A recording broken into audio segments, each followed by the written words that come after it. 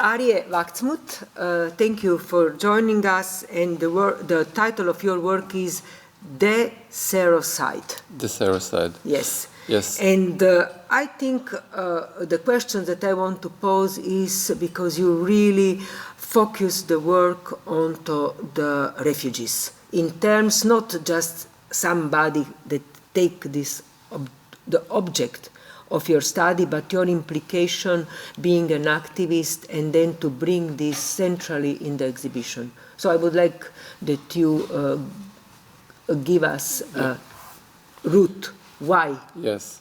Well, we will come to thank you for having me, by the way. We will come to explaining the title a little bit later, maybe. I mean, there's a certain genesis of how I came to work, let's say, within this field. And I think it was starting 2013, 2014. I've been working on historical themes and political themes before. But it slowly developed a little bit outside of what I was doing in my art to want to be documenting what was going on early on in the so-called refugee crisis, 2015 also. And after a while, all these things, also with me becoming an activist, actually helping people on the border, and doing so until now. And after a while, all these things like documenting, helping, and the art started to become one thing. Although I must say, of course, it's a very sort of difficult thing to mingle sometimes things, but I'm trying to do that in a way. And there is a main theme here in this installation, and the title, as you said, is Decerocide. It's a neologism I created, and of course it's relating to the idea of what a genocide can be. But of course, I'm not saying that what is happening, for instance, in the Mediterranean is a genocide. But I want to reflect on the possibility that at least it could be crimes against humanity. And this is also my experience within Europe, working on the borders. That we have to approach the idea of what human rights are.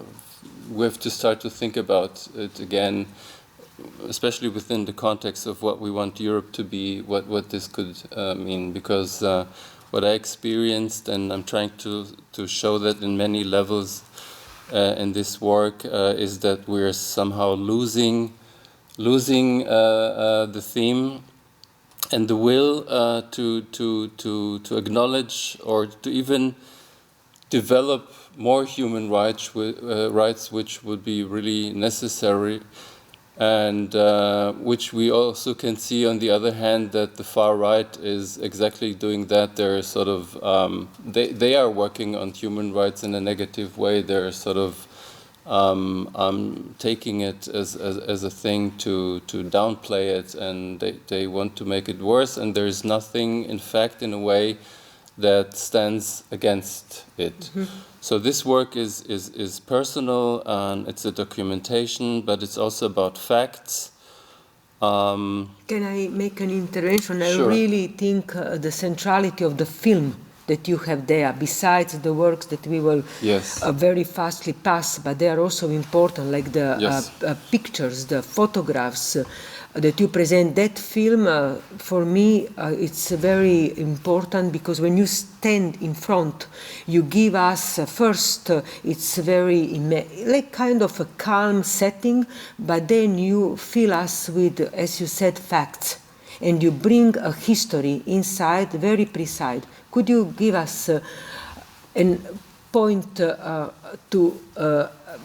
catch this, to understand what you did with the film and what we get when we are watching that film? You have several, but one is Yes, central. yes. No, I can. Well, the title of this film is "The Will to Witness" and Grauzone, and it's comprised of three parts. And I mean, it's also within the context, of course, of this exhibition.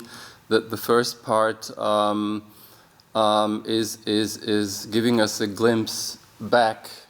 I mean, not so far back, and it tells parts of a story of what refugees meant in the year 1959 to 60, where the nations started to think about the millions of refugees that were still displaced in after-war Europe. But I mean, it's still the 60s, so it also took them some time to do something. But it's an interesting historical event because, I mean, many things didn't happen the way we would, even afterwards, like we would expect them to be, but there was at least some kind of a naivete or an approach that was, I think, very empathic and human to just solve things. And so I thought it was important to reflect on that, which is now, I think, completely missing. I mean, we do have information and images about all what's happening, but in a way, they stand in our way. And so we need different ways to reflect on that, and that's what I tried to do also with the film. As I said, the first part is going a little bit backwards to reflect on history. The second part is in fact just a film, or it's a real film, in fact. It also has a historical connotation in that sense that I filmed sort of topographies on the island of Lesbos, and I did it with a camera, or partly with a camera that a Jewish inventor from the 20s constructed.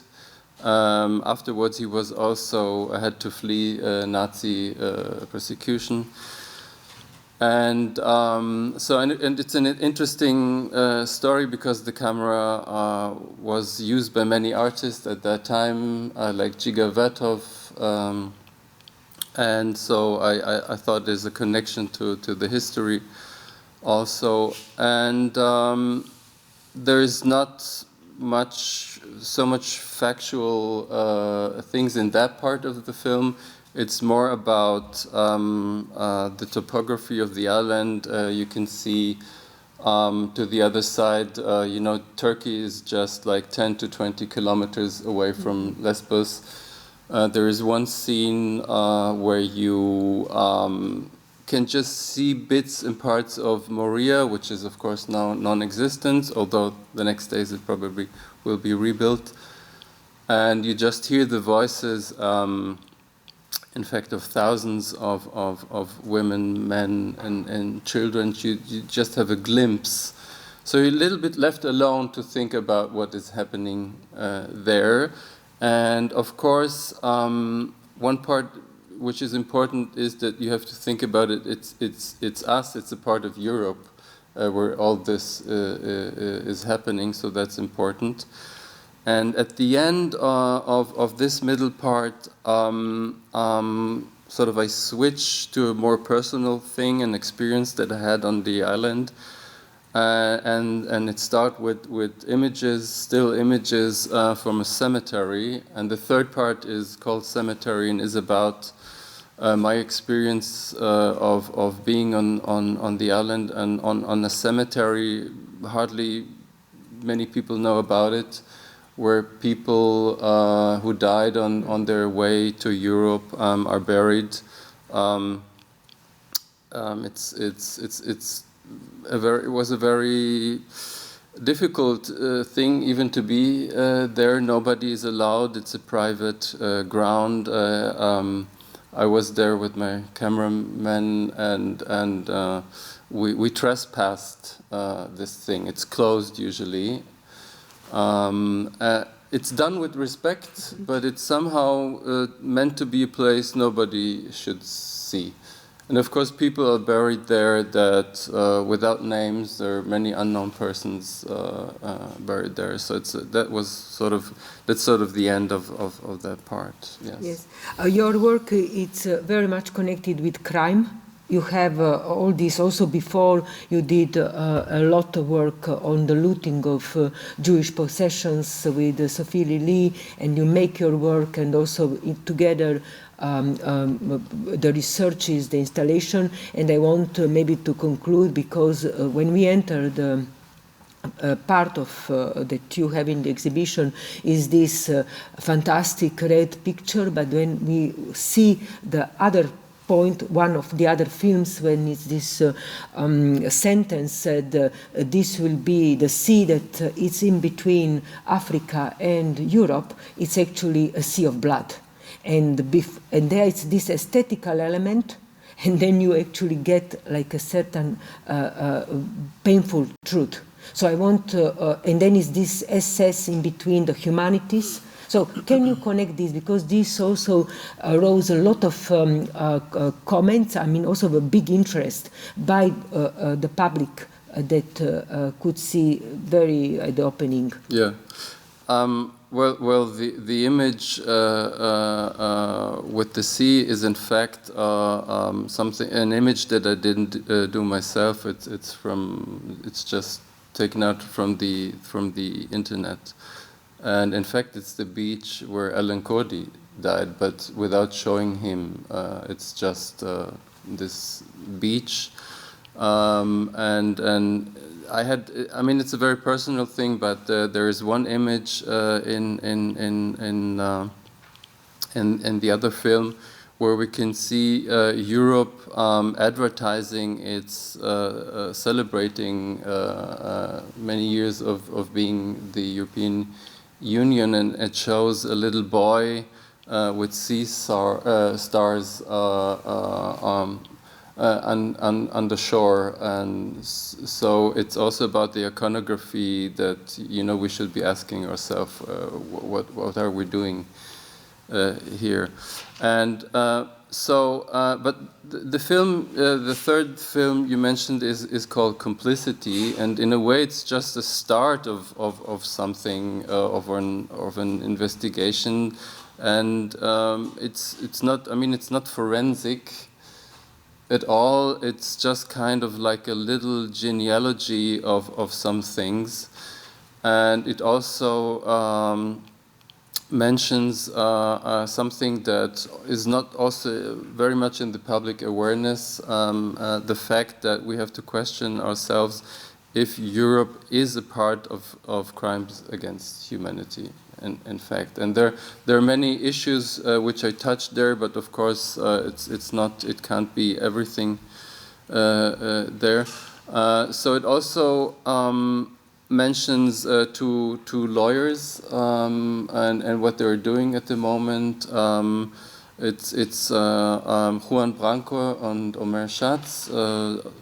Sort of to some, Juan Branco is also known as a lawyer of Julian Assange, so he's a very active lawyer, and he and Omer Schatz are very active in human rights, and they filed a complaint for the ICC, International Criminal Court, to investigate if Europe is part of crimes against humanity. Of course, especially, and there are examples in these films of how Europe is dealing with being part of bringing people back to Libya, leaving Libya to do the dirty business, if you want. And so it's an ongoing thing. We don't know if the International Criminal Court will pick it even up. And there are also very interesting points to that, because it seems, I mean, within the research to that, I found out that it's a very complicated matter, and the International Criminal Court is didn't have many investigations in the last periods going into things like that. I mean, mostly there were investigating African states or former Yugoslavia, but nothing else. There was one case where the U.S. Was to be prosecuted in crimes against humanity in Afghanistan, but they dropped the case. And this could be maybe even a part to be researched more. And it's about omission, and in German it's Straflosigkeit. It seems to be a big issue within defending human rights in Europe or in the world, that we are now lacking or missing tools to approach things like that. Yes. Okay. What I want to say, thank you that you said all these things, because this will be all on public access, and I think it's an important point, even one of the central point of your work, because it's not only the show, but it's actually this call. So I have to thank you now for this. One last word, because I have to mention two organizations who helped me to do some things. One of them is SOS Méditerranée, who already did a work with compiling witnesses on their ship, and this was compiled for me again into a video with the statements of people. And also another work is depicting or showing or animating this list of people who died trying to reach Europe, which are more than 44,000 people, and the United Organization from Holland are compiling that and let me use their materials. Yes. Okay. Thank you so much. Thank you.